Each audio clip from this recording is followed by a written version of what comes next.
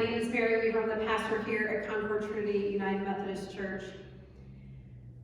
Growing up, one of the lessons my parents instilled in me was about follow through and commitment. If you said you would do something, then you did it. They did not raise a family of backer-outers. You know what backer-outers are, don't you? We all have friends and family who do this. We have those friends that we can make plans with, and it's almost a guarantee that they'll show.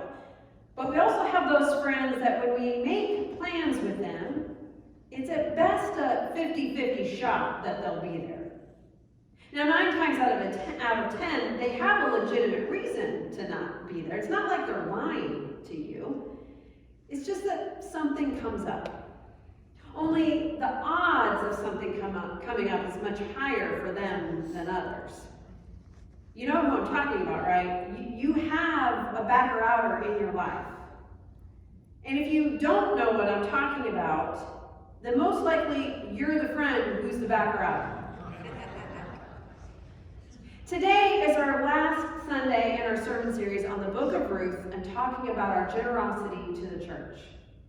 We talked about trusting in God and what God is doing here at Concord Trinity, just as Ruth trusted in Naomi to go back to Bethlehem. We talked about how generosity begets generosity, just as Boaz's generosity toward Ruth stemmed from her generosity toward Naomi. And today we continue our story to talk about commitment. The commitment we see from Naomi and Ruth and Boaz, and how it not only secures their own future, but also how it produces a legacy that impacts generations to come, including our own today. And let me be clear again today for any guests that we have here. If you have been here only on the first or second time, you have come here today on the perfect day if you think this faith community is right for you. But if you're still trying to figure things out, that's okay. We don't expect you to make such a huge decision if you're only here once or twice. I hope you still hear the message though, but please hear it as an invitation, not as any pressure. To continue our story from last week, and I would really say, go home and read the whole book of Ruth. It's not long, and it's just a great story about personal loyalty and commitment to family. Anyway, from last week we learned that Ruth, as she was gleaning leftover grain in the fields to provide for herself and Naomi, she happened to meet Boaz, who was a relative of Elimelech, Naomi's dead husband. Because Boaz had heard all about what Ruth had done for Naomi, leaving her homeland of Moab, coming to Bethlehem with Naomi, he tried to care for her as he could. He told her to only glean in his field with his servant women and then sent her home at the end of the day with more grain than she really needed. Now, when Naomi found out who this man was who was so generous with Ruth, Naomi was thrilled. She knew Boaz could be the one to save them both. And in chapter 3, she sets a plan in motion to secure their future. Is my microphone going out? Can you hear me?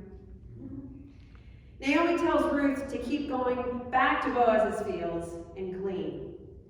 But then one night, she tells Ruth to go to the fields and see Boaz and lay down at his feet one night while he's sleeping. He wakes up in the middle of the night, startled to see a woman lying at his feet, and she pretty much tells him she wants to be his wife. Boaz is taken aback, but honored at her loyalty, surprised she doesn't go for somebody younger. He says he will do what she asks, but there's another kinsman who's even more closely related than he is, so he's got to check with him first to see if he doesn't want to marry her. The next day, Boaz and this other kinsman meet up. There are witnesses, there's a conversation. The guy's not interested because he doesn't want to screw up his own inheritance. There's an exchange of sandals, and the deal is set. Boaz Boaz will acquire any assets that had belonged to Elimelech and his sons, including Ruth, to be his wife. I know this doesn't sound super romantic. And it's not. Can you imagine if they tried to make a Hallmark movie out of this story? Ruth pretty much asks Boaz to marry her. There's no ring, no getting down on one knee. Ruth is actually laying down at his feet. Boaz says, okay, he'll marry her, but he's got to make sure that another more closely related cousin doesn't want her first. Lucky for everyone, he doesn't. And so to make sure everything is on the up and up, and to seal the deal, the guy gives Boaz his sandal. We're not sure why. We're just told that this is the custom back then to confirm a transaction. And that's that. Now, I'm not saying that Boaz didn't care about Ruth. I think he did. And I think she cared for him. But this is really an economic decision. Boaz is a kinsman redeemer, what the NRSV version of our Bible translates as next of kin. Only a male can be a kinsman redeemer. This is a part of the Judaic levirate marriage law that says that when a man dies, his brother will take on his wife. Again, not romantic, but it's not meant to be. In biblical times, marriages were arranged. They were transactional. Boaz is not Ruth's brother-in-law, but the levirate law seems to be applied here as he is a relative. And since the closest relative said no. There's a practicality here to this marital arrangement that benefits Boaz, Ruth, and Naomi. But just because it's not romantic, I don't think that makes it less valid or important. And it also doesn't mean that God is not involved. It doesn't seem that God has an active role in this story, and yet it can be no doubt that the Spirit moves in these characters. Ruth trusting and following in Naomi, Boaz taking care of Ruth in his generosity, and then thanks to God, Ruth conceives a child. Their commitment to the family and to each other and God's blessing of a child had an unforeseen impact on generations to come, at least unforeseen to the characters in the story. Their commitment to each other and to God produced a legacy. We see in our passage from today, that commitment is seen in their baby, Obed. And the legacy extends from there. Obed became the father of Jesse, who is the father of David. The same David who became the greatest of Jewish kings. Not only that, but if you take the lineage further down, we're told in both the Gospels of Matthew and Luke that Obed is an ancestor of Jesus. That down the line from Obed came Joseph, who legally adopted Jesus through his marriage to Mary. These characters' commitment to each other produced a legacy that changed the world. What's the first thing that comes to mind when I say the word commitment? You can participate. It's okay. Just yell it out. What do you think of? Prom? Promise. Oh, promise. I'm like, oh, that's quite a commitment, David. Thank you. What else? Scary.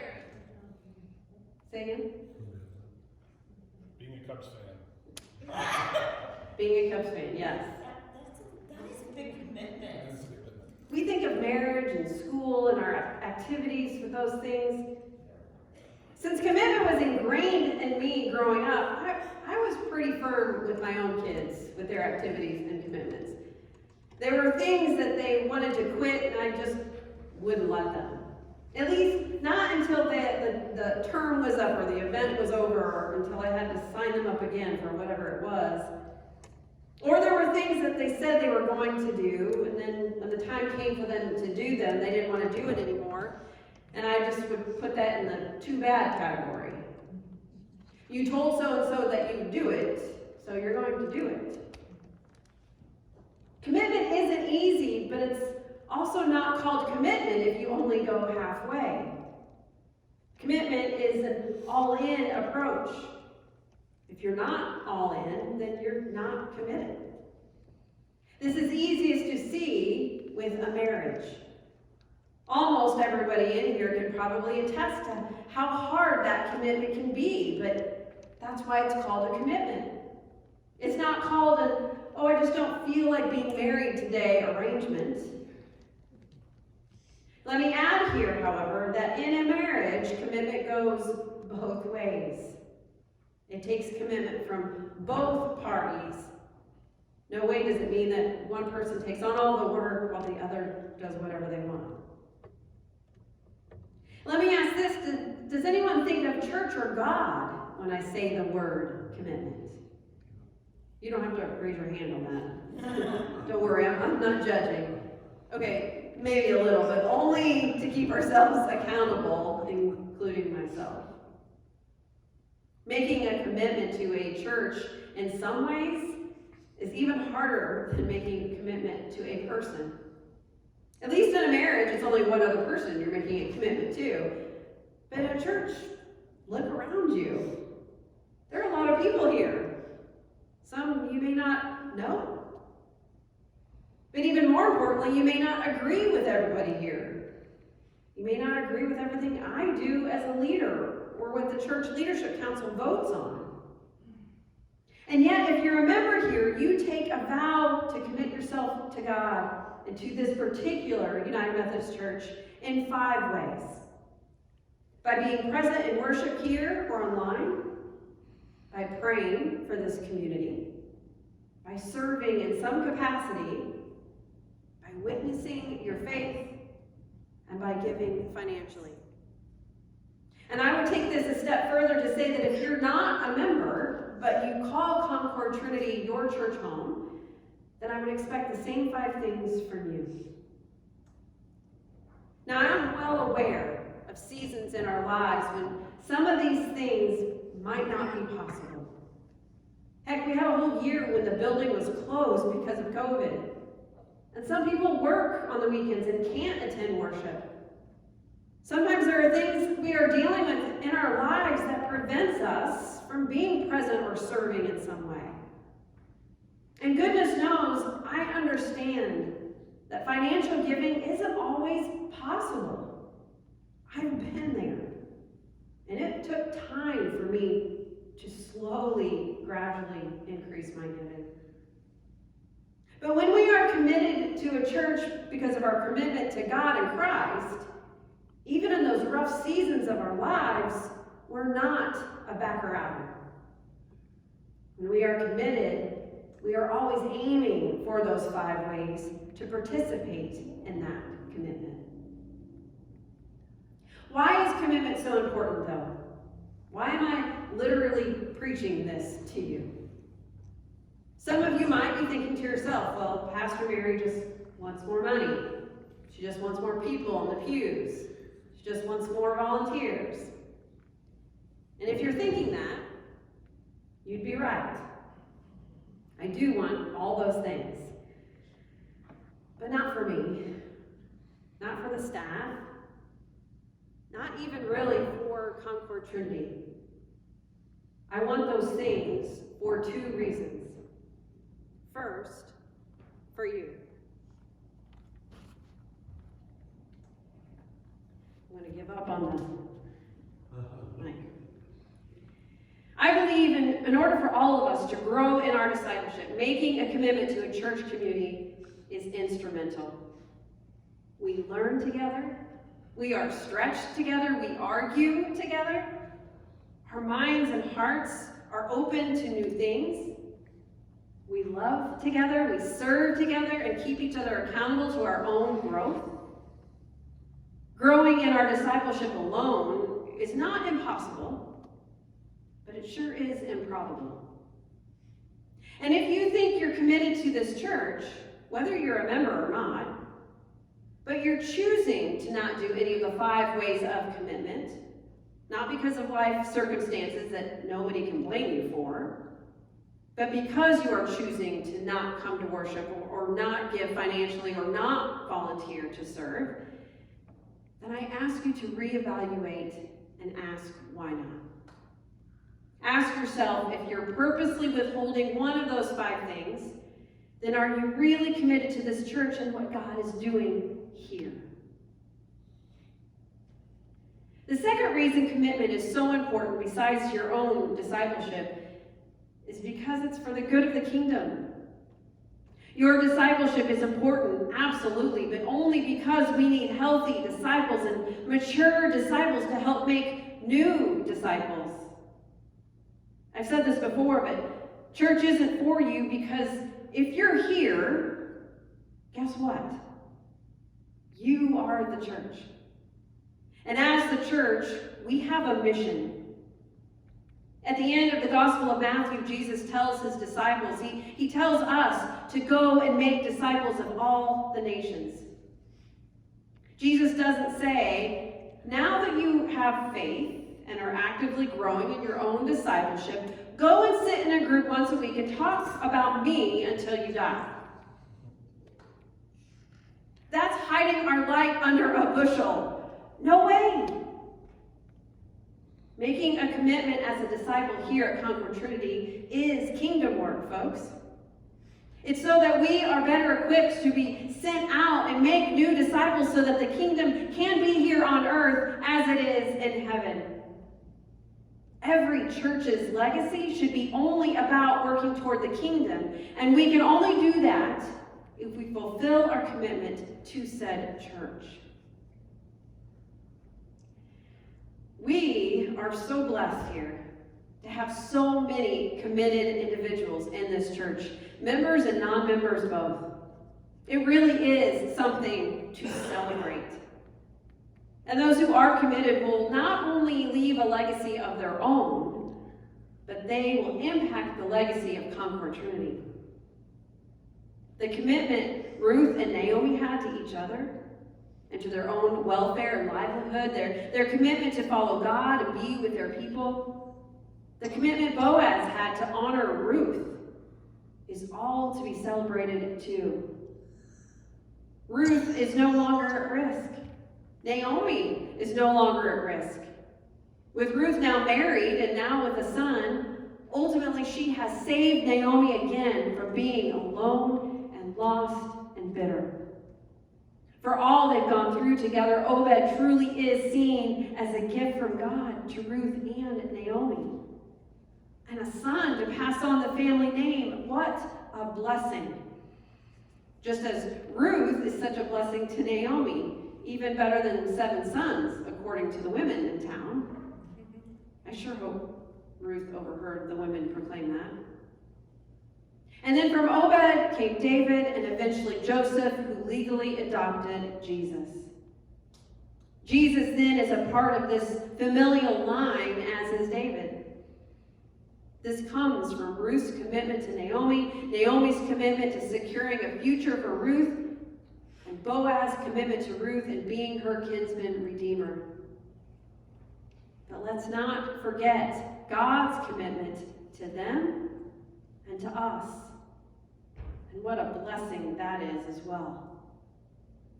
Commitment is important for our discipleship in the kingdom, but just as God is the true example of generosity, God is also the true example of commitment.